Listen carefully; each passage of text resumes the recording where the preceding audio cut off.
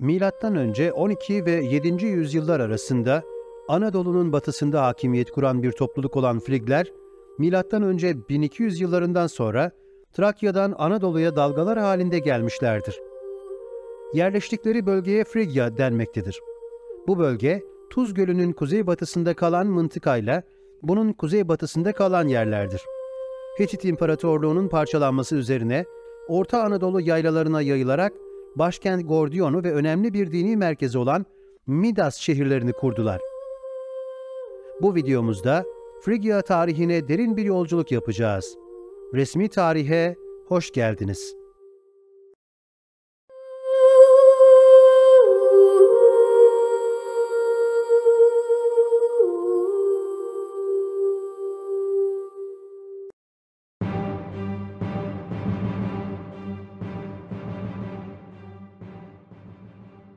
Milattan önce 800 yıllarında Asurluların Konfederasyonu doğu bölümlerini hakimiyetlerini almalarıyla batıdaki hakimiyet Frigya'nın oldu. Frigya Krallığı'nın kurucusu 1. Gordios'tur. Kral Gordios'un ölümünden sonra yerine oğlu ve halefi olan 1. Midas kral oldu. Bu kral zamanında devletin toprakları en geniş seviyeye erişti. 1. Midas, Asur İmparatoru 2. Sargon'la savaştı. Midas'ın ölümünde Frigya Krallığı, Kızılırmak'ın batısında kalan Anadolu'nun büyük parçasının en mühim kısmında yayılıyordu. Midas'tan sonra Frigya Krallığı'nın başına 5 kral daha geçti. Milattan önce 650 yıllarında krallık Kimmer ve İskit devletlerinin istilalarına uğradı. 7. Kral Adraste'nin bilgisiz ve idaresizliği yüzünden devlet büyük ölçüde zayıfladı. Neticede milattan önce 620 yılında Lidyalılar Friglere büyük bir darbe indirdiler. Yıkılan devletin toprakları üzerinde kendileri yerleştiler. Frigyalıların medeniyeti üzerinde Hitit ve İyonluların tesirleri görülmüştür. Frigler ziraatçı bir kavimdi. Bu itibarla inandıkları ilahlara ait putlar daha çok ziraat ve bereketle ilgilidir. En büyük mabutları Kibel ismini verdikleri toprak ve bereket tanrıçasıydı. Onun şerefine mabetler ve ayinler yapılırdı. Romalılarda görülen Bakus ayinlerinin bu Kibel ayinlerinden kaynaklandığı sanılmaktadır. Frigyalılar, çanak, çömlek ve dokumacılık sahalarında çok ilerlemişlerdi. Milattan önce hüküm sürmüş diğer Ön Asya ülkelerinde görüldüğü üzere Friglerde de kayaların içine oyulmuş kral mezarları mevcuttur. Çok büyük olan bu mezarların içine kralın ölüsüyle birlikte onun hayatta en çok sevdiği eşyalar da konulmaktaydı. Güçlü bir uygarlık kuran Friglerin tarihi ve sosyal yaşamıyla ilgili bilgilerimiz ne yazık ki yeterli değildir. Bu konudaki ilk bilgileri antik yazarlardan öğreniyoruz. Tarihçi Herodot'la coğrafyacı Strabon'a göre Frigler Avrupalı bir kavimdi ve Anadolu'ya gelmelerinden önce Brigler olarak anılıyorlardı. Friglerle ilgili bu yazılı kaynakları ve bölgedeki kazı sonuçlarını değerlendiren bilim adamları, Friglerin büyük olasılıkla milattan önce 1200'lerde Trakya ve Boğazlar üstünden Anadolu'ya geldikleri, ilk yıllarda Trakya ve Güney Marmara bölgesinde geçici yerleşim merkezleri kurduktan sonra Batı Anadolu'nun iç kesimlerine yayıldıklarını ileri sürmektedirler. Friglerin Anadolu topraklarında ilk siyasal birliği kurmaları milattan önce 750 yıllarına rastlar. Friglerin bilinen ilk kralı, ülkenin başkenti Gordiona adını veren Gordias'tır. Dağınık Frig topluluklarını siyasal bir birlik altında toplamayı başaran bu kral ve yaşadığı dönemin siyasal olaylarıyla ilgili bilgilerimiz yok denecek kadar azdır. Tarihçi Aryanos'a göre Gordias, Telmososlu bir kadınla evlenmiş ve Midas adını verdiği bir oğlu olmuştur. Midas Friglerin bilinen tek kralıdır. Araştırmacılar, Frig krallarının hepsine Midas denildiğini belirtmektedirler. Midas'ın ünü kendi ülkesinin sınırlarını aşıp Batı Anadolu kıyılarındaki Yunan kentlerine, hatta kıta Yunanistan'a kadar yayılmıştır. Başlangıçta Eskişehir, Afyon, Ankara ve Sakarya vadilerini içine alan bir bölgede yerleşen Frigler, sonraları Kütahya'dan Kızılırmak'a, Ankara'dan Denizli'ye dek olan bölgede güçlü bir uygarlık oluşturmuşlardır. Midas'ın Frig tahtına geçtiği ilk yıllarda ülkenin en önemli düşmanı Asurlardır. Midas, Asurlarla barış yaparak Güneydoğu sınırlarını güvenceye aldıktan sonra Batı ülkeleriyle dostça ilişkiler kurmaya yönelir. Öte yandan fil dişi tahtını Yunanistan'daki Delphoi Apollon tapınağına armağan ederek kıta Yunanistan'ıyla ilişkileri güçlendirir. Gordion'da yapılan kazılarda ele geçen Yunan çanak çömlekleri bu ilişkilere ait diğer örneklerdir. Avrupa kökenli oldukları halde kısa bir süre içinde Anadolulaşmışlardır ve bir yandan Helen, öbür yandan geç Hitit etkileri altında kalmış olmakla birlikte özgün ve Anadolulu bir kültür oluşturmuşlardır. Friglerin maden ve ağaç işçiliğinde, dokumacılıkta ürettikleri eserler Helen piyasasında beğeni kazanmış ve Helenli ustalar tarafından taklit edilmişlerdir. Makara kulplu bronz tabaklar ve bronz kazanlar, dönemin teknolojik bir başarısı olan altın, gümüş ve bronzlardan yaylı çengelli iğneler, değerli madenlerden giysi kemerleri, tokalar ve zengin bezemeli tekstil ürünleri, geometrik desenlerle süslü mobilya eşyası bunlar arasındadır. Frigler, Helenlere ayrıca müzik alanında da esinlenme kaynağı olmuşlardır.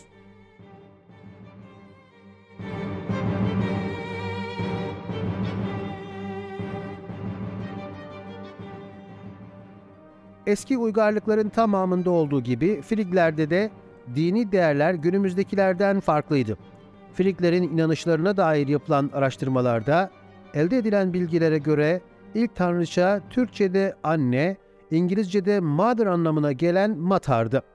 Friglerde de başka dinlerde olduğu gibi tanrıça Matar kayalar arasına oyulan bir tapınakta kutsandı.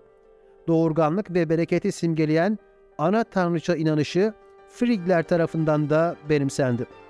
Anadolu'da önemli bir dini kült olan Kibele ise Frig dininde en çok adı geçen tanrıçalardan biridir.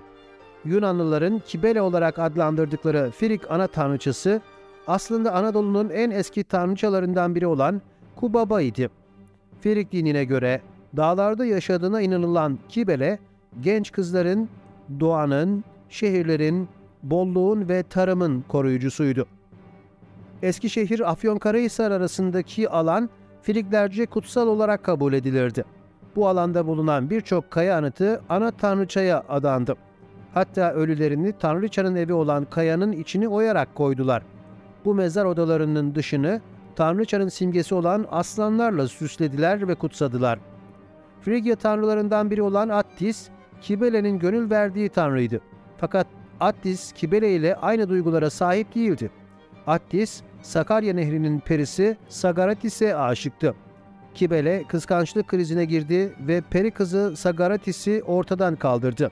Bu olay sonrasında Attis'i delirtti.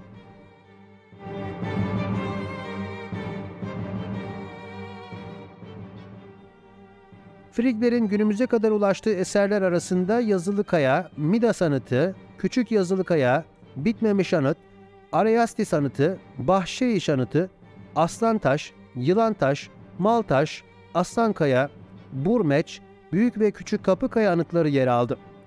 Ayrıca Friglerin antik yolları, peri bacaları, oyma kaya kiliseleri, kaya mezarları, mezar odaları ve tapınakları günümüze kadar ulaşmıştır. Friglerin bizlere miras bıraktığı eserlerin yanında müzikleri, el işçilikleri, dokumacılıkları, ağaç ve maden işçiliği olmuştur. Frigler Hint-Avrupa kökenli olmalarına rağmen Helen ve Hitit etkilerinde kalarak özgün ve Anadolu ağırlıklı bir toplum olmuşlardır. Dilleri Frigçedir. Tarihçi Kazım Mirşan, Friglerin Hint-Avrupa kökenli bir kavim değil, erken Türk kökenli bir kavim olduğunu ve kullandıkları yazılarının Rusya'da ve Orta Asya'da kullanılan Türk yazı tipinde olduğunu belirtmiştir. Friglerin geçim kaynakları hayvancılık ve tarımdı. Bu konuda kesin kanunları vardı. Öküz kesmenin ve saban kırmanın cezası ölümdü. Bunun yanında ekili araziye zarar vermenin cezası da ağırdı. Bir dönem Eskişehir'in ilkel tarım araçlarından biri olan düven üretiminde Türkiye'de önemli bir merkez olmasının nedeni de Friglerin bu bölgede yaşam sürmesinden dolayı olmaktadır.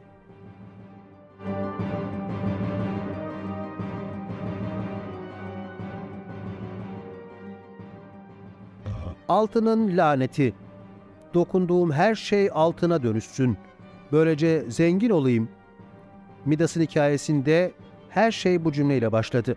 Çünkü Midas epey zorlu bir hayat yaşamıştı. Kral olmanın tadını çıkarmak istiyordu. Bunu da gül bahçesinde uyuyakalan ve misafir ettiği şarap tanrısı Dionysos'un yoldaşı Satyros'tan diliyordu. Bu istediği gerçekleştiğinde nasıl bir zorluk çekeceğinden bir haberdi. O akşam yemeğinde dokunduğu her şey altın oldu. Bahçesindeki gülleri, yerdeki taşları, yemekleri, içecekleri, yatağı, hatta dokunduğu insanlar bile altın olmaya başladı Kral Midas'ın. Hatta kızına dokunduğunda bile altına döndüğünü gördü. Bu durum karşısında mutsuz oldu, canı sıkıldı. Dokunduğu her şeyin altın olmasını istemiyordu artık. Sadece yaşamak ve hayattan keyif almak istiyordu. Derken Satyros'u ziyaret etti. "Al bu gücümü artık, her şeyin altın olmasını istemiyorum," dedi. Kral Midas'a üzülen Satyros, "Paktolos nehrinde yıkanmalısın. Daha her şey geçecektir," dedi. Kral Midas bu sözü yerine getirdi ve laneti olan dileğinden kurtulmaya başladı.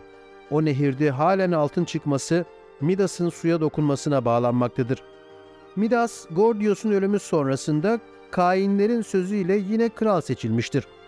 Sürekli başına işler açan Midas'ın biraz akılsız olduğu anlaşıldı. Tanrı Apollon'la Pan'ın yarıştığı bir müzik yarışında Apollon'u kızdırdı. Dağ tanrısı Tmolos'un hakem olarak seçildiği yarışmada Tmolos ödülü Apollon'a verdi. Haksızlığa, adaletsizliğe dayanamayan Kral Midas, öyle olduğunu düşünen zavallı Midas haykırdı. "Hey ahali, durun! Kral Midas konuşuyor. Burada şu an olan bu yarışmada asıl kazanan çoban Pan'dır. Pan kavalını Apollon'un lirinden daha iyi çalmaktadır." İzleyenler, tanrılar, yarışanlar şaşkın, kızmış ve dona kalmıştır. Midas başına geleceklerden habersiz bir cevap beklemektedir. Apollon öncelikle kendisiyle yarışmaya kalktığı için Marsyas'ın derisini yüzdürür, sonra da kendisini seçmediği için Midas'tan öcünü alır ve kulaklarını uzatarak eşek kulaklarına benzetir. Yaşanan bu yarışma faciasından sonra Midas kulaklarını Friglerin giydiği sivri külahın altına bir süre sakladı. Saklamayı ne kadar devam ettirebilirdi ki? Berber gördü tabii, yetiştirdi herkese. Tüm halkın dilindeydi artık Midas'ın eşek kulakları.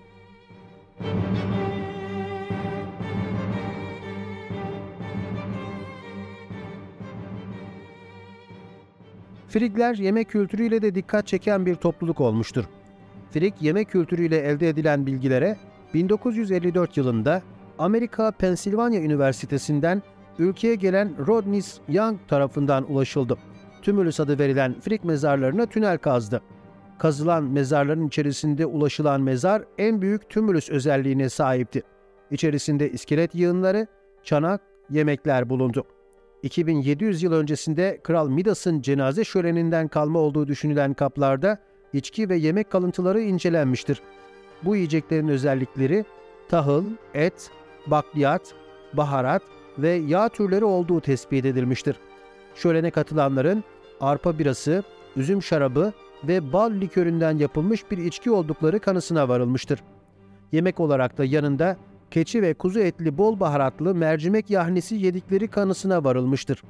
Yemeği, eti önce bal, şarap, zeytinyağı, soğan, kekik, kimyon, rezene, anason gibi baharatlarla dinlendirip açık ateşte pişirilen etler sonrasında mercimek yahnisine karıştırılmış olduğu tespit edilmiştir. Yemeğin içindeki glukonik asit bal, tartarik asit şarap, oleik asit zeytinyağının o dönemlerde bolca kullanıldığını kanıtlamıştır. Videomuzun sonuna geldik. İzlediğiniz için teşekkür ederiz. Daha fazla tarih bilgisi için abone olmayı unutmayınız. Resmi Tarih iyi günler diler.